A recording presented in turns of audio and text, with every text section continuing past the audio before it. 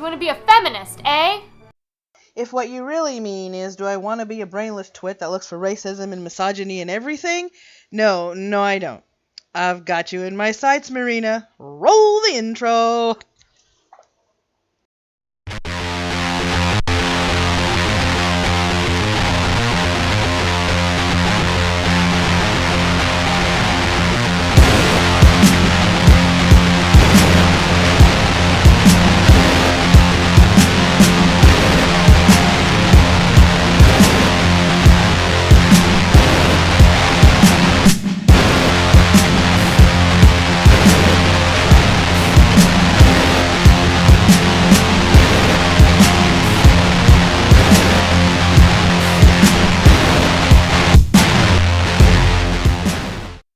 As you can already see, I'm taking on one of the most indoctrinated members of the feminist collective. She starts by stating the date, rolling her intro card, and repeating the title. I pick up after all that jazz. In the wake of the impending Trump presidency, I hear a lot of people saying things like, give Trump a chance. This is how democracy works. Yes, it is how a democracy, or more accurately, a democratic republic works. Yes, there was some resistance to Obama being voted into office, but not to the extent of people crying, pitching fits, asking for off days, and exam postponements. Your group of people took it to a different and more childish level. SJWs are the reason that Trump was elected in the first place. So us saying that racism exists and is a problem, and calling out that racism by educating others, led to you electing a racist? That makes sense. Let's break this down and poke holes in her flawed philosophy. Number one, yes, you and the biased media led to Trump's election, using identity politics, mudslinging on an epic level, and twisting everything he said to make him out to look like some sort of monster. Number two, his KKK endorsement is probably what you're referring to here. He never acknowledged that endorsement. And what you guys keep failing to point out is, yes, there was a white supremacist at one of his rallies. He asked the guy to leave repeatedly before he asked security to have him escorted out of the building. Another fact that you people keep overlooking is the fact that your precious Hillary Clinton admitted being best friends with an ex-Grand Dragon of the Ku Klux Klan. Not only did she admit that she was best friends with him, she called him her mentor. But you guys keep overlooking that glaring endorsement of her being the racist and not Trump. I think I've dismantled this little line of thought. Let's continue. So if you're watching this video, then you may or may not be familiar with another video I put up shortly after Trump was elected called If You Voted for Trump. In the video where you said, My friends and my family, people I know, people I don't know, are terrified. Women, people of color, Muslims, immigrants, disabled people, gay people, bi people, trans people, people who are branded as different. We are scared for our lives. Nope, never heard of it. So, as a social justice warrior and a fourth wave or third wave feminist, you tout yourself and you're proud of the fact that you speak for marginalized voices. Let's hit that Wayback Machine using your Twitter and YouTube. See what you were doing on January 4th and January 5th, shall we?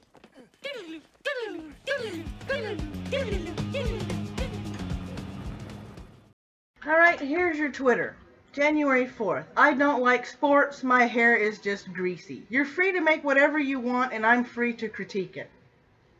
Something about cute dogs. And the only thing you retweeted on the 4th was something that Cat Black posted. But as we scroll up, let me see. No, me at the beginning of 2016 versus me at the end. You retweeted that. You were asking for help on Instagram on January 5th. Retweeting a populist narrative the day after when people were still talking about him. And oh, you did post a video on the 5th, but it wasn't about him. You were asking people to help you pick out a new pair of eyeglasses. Oh, how SJW of you. So, yeah, let me see. You actually posted that 4 days ago. Today's the 10th, so that would have been the 6th. That would have been 2 days after.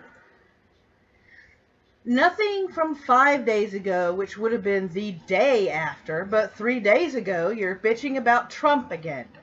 For somebody who touts so strongly about speaking for marginalized voices, a special needs child who was also a marginalized voice, you ignored. Good job, Marina. Good fucking job. Deep breaths. Deep cleansing breaths. Woo-saw. Woo-saw. Okay, I'm ready to continue. Let's go. I turn on the news and I see horrifying images of people being decimated in Aleppo. The CIA has literally confirmed that Russia interfered in our election. And apparently China has some nukes that has just been showing off. Number 1, Aleppo. There are no words or quotes from history that can truly encompass the horrors. Number 2, no, the FBI and CIA said there is tentative evidence, and Assange admitted several times he's the source of the hack and email dump. And 3, China has had nukes since before the Cold War between the US and Russia. Get with it, girl. The next maybe minute and a half, 2 minutes is her flashing something on the screen about the Affordable Care Act and the fact that there's no replacement for 2 to 4 years. I am planning on researching that. If you guys want to see a video on that later on this week, let me know in the comment section below or send me a message on Twitter. Second thing is she goes on to say basically that she cut off the comment section, which she did in her loosely defined name for a poem for the previous time that she was bitching about Trump and him being president-elect. She named an atheist with over 1 million followers. I'm not savvy enough on YouTube to figure out who in the world she was talking to or talking about. So I know if I hop around, I'll find out, but I have no clue. So going on back to relevant things, here we go. Okay, so let's start with everything Trump has said. Are we talking about his foot and mouth disease or things that you guys said he said, which aren't things he actually said? We got to get this straight before we continue.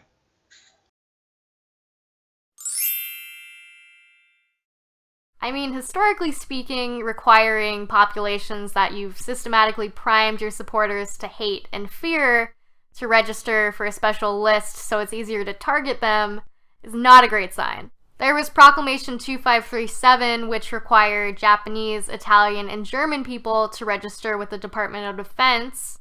And following that, Japanese people were put into internment camps. Hitler primed non-Jewish Germans to hate the German Jewish, which led to the mass roundup of the Jewish people in Germany and transporting them to concentration camps where they were either forced into slavery, gassed, or cremated. In 1942, the year the proclamation was made, we were at war with Germans, Italians, and the Japanese, leading to them having to register and be placed in internment camps to prevent possible espionage. There's a big difference between the two, Marina. Do you believe in punishment for abortion? Yes or no, as a principle? The answer is that there has to be some form of punishment. For the woman? Yeah, there has to be some form. Very selective clip you've got there, Marina. I've happened to have watched the entire minute and 40 seconds.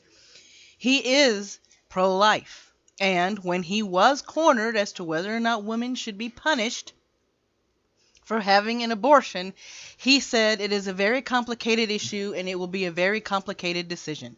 And for those of you who want to watch the entire video, I put it in the description below. Just click the link and watch away. Sorry, I tried, but this is all I can take, so I guess this is going to be in 2 parts. She's still in my sights, probably either for tomorrow or the day after. I may have to flip a coin because my next person is Riley. Part 2 will be tomorrow.